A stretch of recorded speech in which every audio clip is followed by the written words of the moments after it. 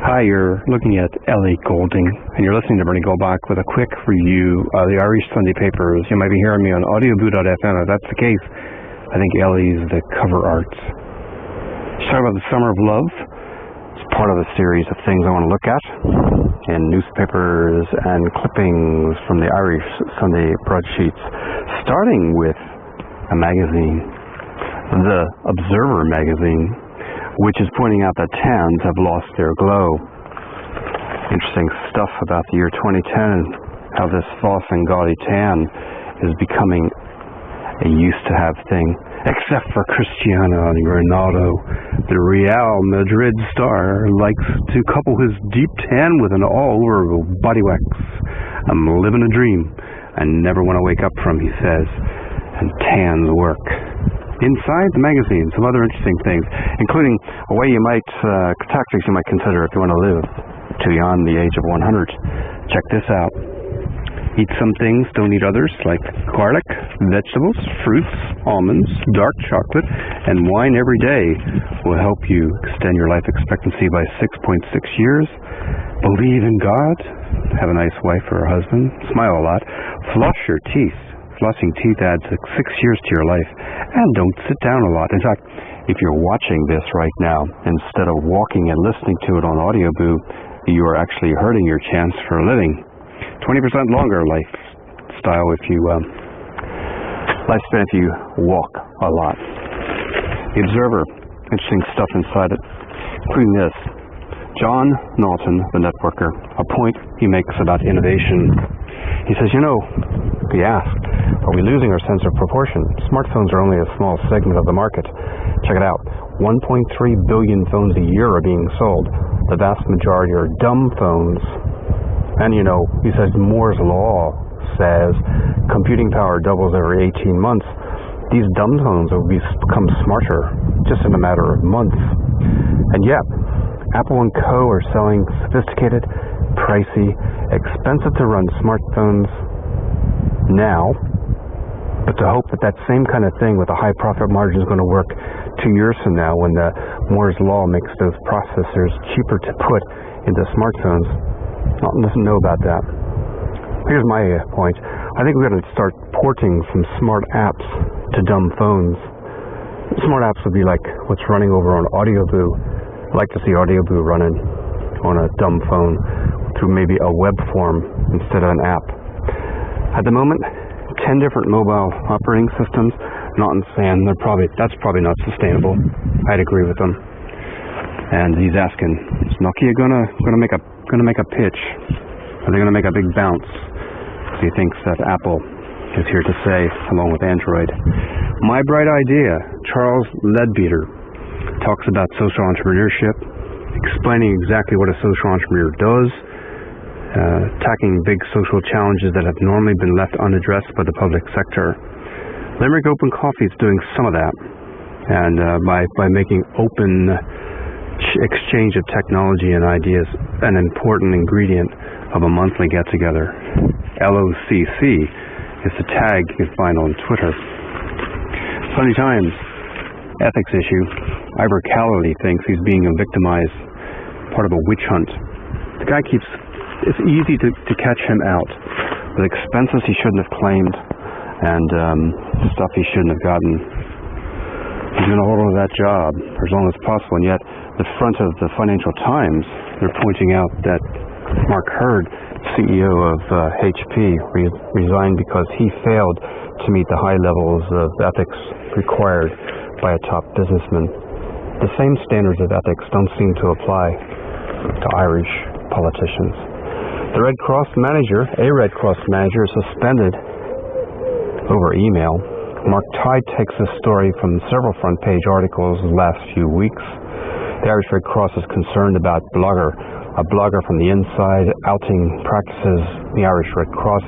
So they went to the ISP involved, which is UPC, a telephony company, a service provider in Ireland.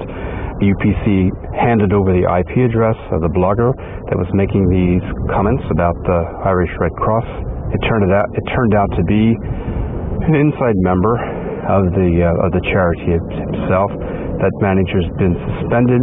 TJ McIntyre the head of digitalrights.ie, says there's really very little legal support, legal protection for freedom of speech when it comes to ISPs in Ireland. I think this story is going to run and run because at the end of the day, the Irish Red Cross has dirty laundry, and it was outed, and freedom of speech made that possible. Another issue concerning privacy, the Data Commissioner, Billy Hawkes, is raising questions about how different departments in Ireland are connecting dots, and that different pieces of personal information is being handed over from one agency to the other without adequate protections, he would say. Well, he says without constraint. He's also uncomfortable with the amount of information to be printed on the back of a public service card required to be carried by people who want to bring down actually avail of benefits in Ireland. Here's a full-page story, a full-page coverage in the education section of the Sunday Times about job hunting skills taking on military tactics. It's about the career boot camp taking place from August 16th to the 21st, National College of Ireland. Education that you pick has to fill a gap in the market. So some really interesting courses, free seminars on offer from Monday the 16th through Saturday the 21st of August, all part of taking back your career, your future. In the Sunday Business Post, electricity price hikes are on the way. Yeah, could have bet on that. There's a lot of stuff that's going to squeeze the common person in Ireland. Prices are going to continue up in some areas, leaving David McWilliams to reflect on last week's Financial Times article about the middle class. Now, the article was about the American middle class getting progressively poorer. You can say the same thing. There's a lot of downshifting in Ireland, and middle class Ireland is actually broke for the foreseeable future, caught in a debt trap. And what he says in his article entitled "Middle Class Dying of Slow Debt" is that the alternative, with the balance sheet being shattered, is some kind of debt restructuring. It's not working in the Minister for Finance's short focus, however. I mean, the Minister for Finance really doesn't want to give debt help to small businesses or small entrepreneurs. And he thinks what's going to happen, what David McWilliams thinks is going to happen, is that the middle class is going to be pulling cash out of the country and out of the Irish banks. On Twitter, I'm Top Gold. I'm following a process now that does that. The iPhone story runs and runs and runs. Dick O'Brien gives half-page publicity to the iPhone 4, asking, so what's it do? He deals with issues with the hardware, really good. Reception, could be bad, but he didn't encounter a major problem. The display, the camera, the software. Makes some conclusions. You could rephrase all those conclusions and package it in a Galaxy or an Xperia or an Android handset. He says the iPhone 4 looks well and has massive functionality. You know what? The HTC has really good handsets as well. It's a matter of taste. And if you're caught in the sucking sound of the ecosystem of Apple, that's going to work. The iPhone's going to have a lot of things that connect into that ecosystem. But, to say that iPhone has the market on functionality, I don't know. I have a bigger screen on the Xperia X10. It's got better brightness. You can see it side by side. www.insideview.a shows you a video of the iPhone next to the Xperia, next to the Nokia N86. Christ, the screen brightness is better on anything but the iPhone. He says it's relatively cumbersome to type on. Dick, just get yourself an iPad, you're sorted there. Or keep yourself on a QWERTY keyboard and you'll be alright. And finally, the strength of the iPhone, the apps. It's a passing strength. Android apps are going to be all over the place. They are all over the place. And here's why. Look at this. Here's the ad that Apple wouldn't want to have you running. The advertisement that Apple wouldn't want you to see from the tech gadget section of the Sunday Times, inside the motoring section. And basically it says, look, you got the side quarter, you got the front swap, you got blacklist and so forth. All these apps could be put on the home screen of an iPhone if you jailbroke it. But it just points out, if you just went ahead and bought an Android, you'd have that easy customization from the start. The iPhone's fine. It's value for money, horses for courses. Thank goodness. The innovation that's out there leaves us spoiled for choice. I'm not an iPhone fan because I can't get the same value for money out of it. Jennifer O'Connell says, you know what? You might not be able to get the phone calls out of it either. She writes a story in the Agenda magazine of the Sunday Business Post about, why is it, you asked the question, why is it no longer good to talk? Why I say it is, people would like to have interruption-free whacks of time, and getting phone calls when your mom wants to talk to you about something just isn't time shifted. And she quotes some Clive Thompson, author of a piece in Wired, about the way telephony is changing, voice telephony is changing, and he says, look, in the future, you're going to be able to see, going to be able to tell prospective callers whether you're available. That functionality is already here. I was running it on a Nokia phone in '95 and a '93 years ago. A piece of software called Jaiku. It's also available through a Microsoft product.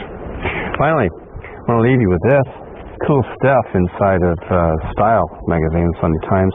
The article is called Come Together, New Ways to Work in a Collective. Karen Walsh writes the article about some painters, some artists, some creative types. In a large workspace, they were able to walk through a full-scale outline of an idea they had. Studio 77, it's South Studios, and there's a bunch of other studios that are evolving out in Dublin, near Smithfield. When they had an event, 500 people came to the exhibition and party hosted by the collective, and the point they're making is, just like the way goldfish grow bigger when they're placed in bigger tanks. You can do all this kind of stuff, offer a collective. If NAMA were to offer away buildings that are inside NAMA, this kind of an idea, it's really innovative. It's the kind of thing 091 Labs is doing right now and worth following. In case you're wondering about the background noise, I'm in a forest along the banks of the River Liffey. You can follow me in my Flickr photo stream and see where this river goes. I'm over on Flickr. Stroke photos, stroke Irish eyes. On Topgolf, on Twitter as Topgolf, and around the web under different other aliases. Thanks a bunch for listening. See you later. Bye for now.